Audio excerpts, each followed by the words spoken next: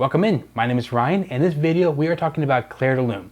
Now Clair de Lune is one of the most famous, recognizable pieces that really we have in music. Now obviously the composer here, Claude Debussy, wrote a lot of other music in his life. So today in this video I'm going to be talking about why Clair de Lune, what is so special about this piece, and also hopefully give you a few things to look into. Maybe you'll learn a few things. Maybe next time you listen to Clair de Lune, you have a few more things on your radar to say, oh, I see what he's doing here, that's unique, that's cool, that's why this piece is so famous.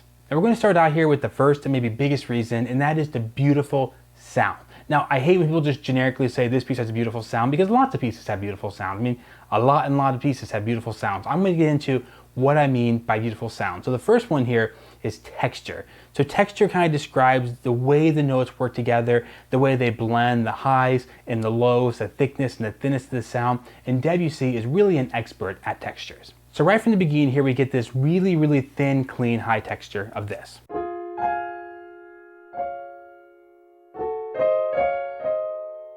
It's so clean. It's the only thing you hear is just very open. Nothing's actually, this is middle C, nothing's on the lower end. You could have started this with, right, and given you some bass. Fast forward 8 measures and we get this.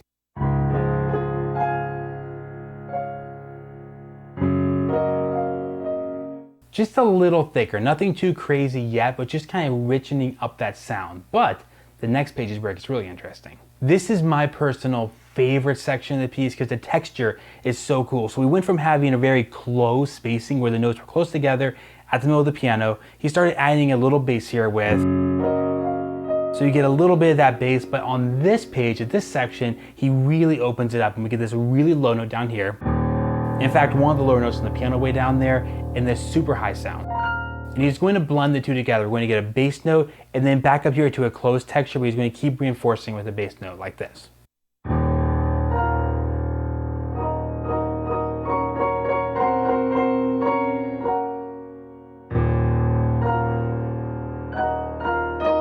So you see what I mean, just very cool kind of spacing, things really open up. So compare that back to back with this. Here's the very beginning.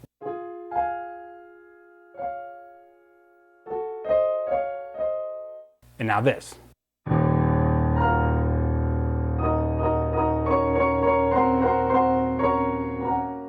I'm going to show you one other cool place where I really like the texture, and that's this place right here.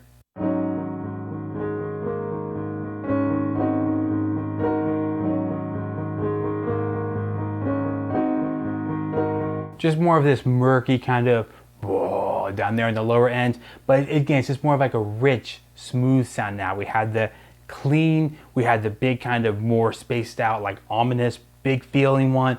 And now we have this very smooth kind of. Now beyond the texture, the other part that really goes into the beautiful sound of this piece, I think a lot of people just connect to, is it has a really good melody. And compared to modern music especially, the melody has a big range. It really skips up high, works its way down. It does a lot of stuff. It's a very elaborate melody where it continues on and on and on. If you compare it to lots of modern melodies where it's kind of simple, you repeat things, there's maybe a motive you do over and over again. Now I'm not picking on modern melodies, I love them, they're cool, but this is more of a fleshed out big melody. So if I play just the tune from the beginning, we get this. Big jump there, fall down,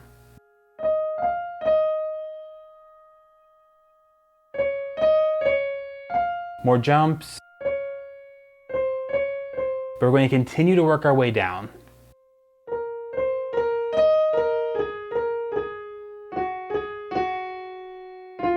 Down more.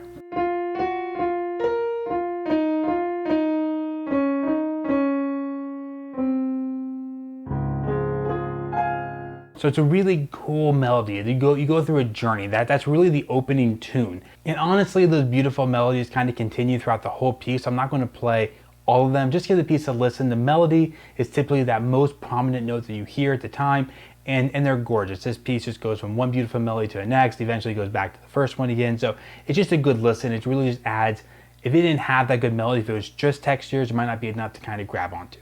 Up next here we have rhythm. Now, most people hear rhythm and think that's kind of boring, right? Like quarter notes, eighth notes, 1 and 2 and. You might not have good memories of rhythm, but what Debussy does to the rhythm in this piece is so cool. It's actually kind of a barrier for entry. When people play this piece, you might think the beginning's the easy part, right? Because the slow part, you hear the beginning part, most people think, oh, I could play that. Actually, I know this for a fact. Almost everyone I've taught this to goes, oh, well, the first page is easy, and then the next page is when it gets hard. I'm just going to give you an example by kind of giving you the beat. The beat is right here, nice and slow. But notice how most of the notes that I'm going to play in my right hand are not with the beat. They come in between the beats. So from the beginning, we have this.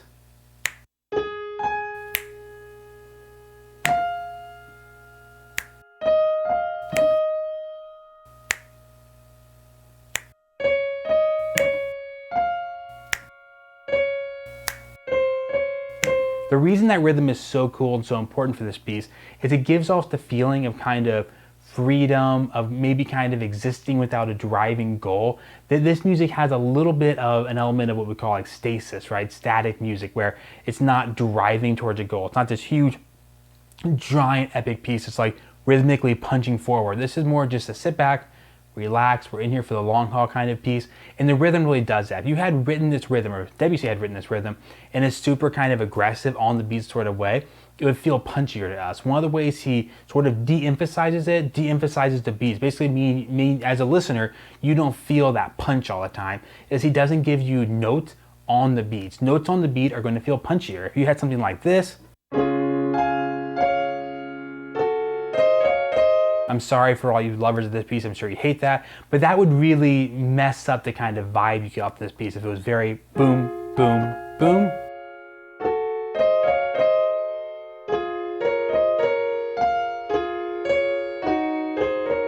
Okay, I'll stop that now. But you see what I mean? That feels so ba, bum, bum. He obscures all that. He's able to kind of obscure the beat enough, whereas a listener, you're not always actively even aware of it. It almost could be improvisational. It's almost as if someone sat down at the piano and just, now obviously it's complicated, so most people probably couldn't improvise as well, but this is sort of the vibe we get as a listener. It's someone just sits down at the piano and goes, you know what, this sounds good.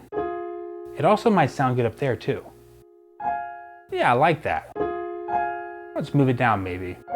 There's a pause. What about this? All right, let's talk about some chords. I love chords. Chords are one of my favorite things because they show up in all music we play, from Bach all the way to modern music. You see so many cool things composers do with chords. Debussy is extremely different than most of our classical music, and he's also extremely different than modern pop music with chords. He's not either way. He's beyond and kind of after lots of the composers like Chopin, Beethoven, Mendelssohn, Bach, all those guys. They came before him by quite a bit. So he is way more open with the chords and the harmony. He just kind of throws into his pieces all the time. And then modern music tends to use, especially modern pop music, simpler chords in general, or when they do use creative chords, typically they have a purpose that goes to a particular destination. Debussy uses chords more for the sound, more for kind of point one, the textures. We're looking at some really cool sounds he gets. His chords don't always, they do sometimes, but they don't always have necessarily a destination that's traditional. Typically we have this chord gets introduced because we want to go here. Sometimes his chords are just really cool sounds that add to the atmosphere he's creating. About halfway through the piece, we get this.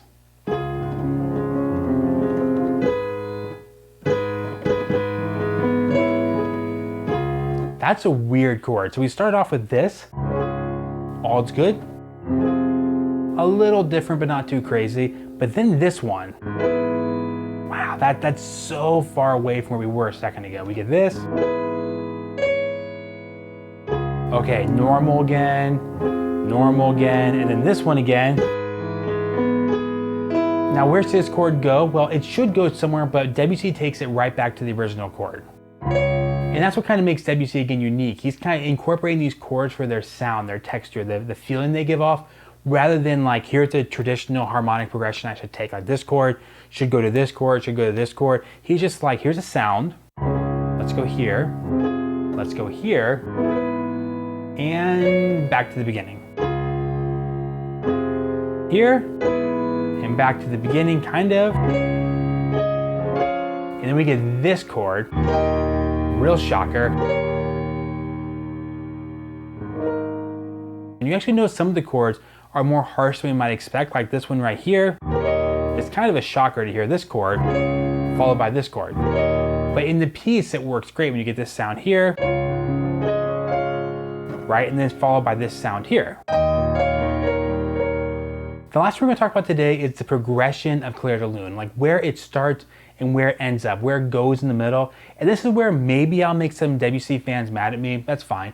I think lots of Debussy is too static for my taste. For me, I think I want music to go somewhere, to travel somewhere, to get to a peak, to die down, to do more journeying. And sometimes Debussy is a little on that static side, which is kind of one of his goals. So it's not saying there's anything wrong with that. I think one of the reasons why Clair de Lune, though, has gone and become more popular than most other Debussy pieces is because Clair de Lune actually does develop. It does have some peaks you crescendo to, and some places you go down, you get really soft moments. And again, not saying no Debussy does that. It's just in general, his pieces tend to be longer with less of those big moments, at least less of the ones that everyone can feel like, yeah, that was a big moment, we got there. And this piece is pretty short and has those more traditional peaks and valleys. So let me show you what I mean. I'm gonna play a little bit of that second page again.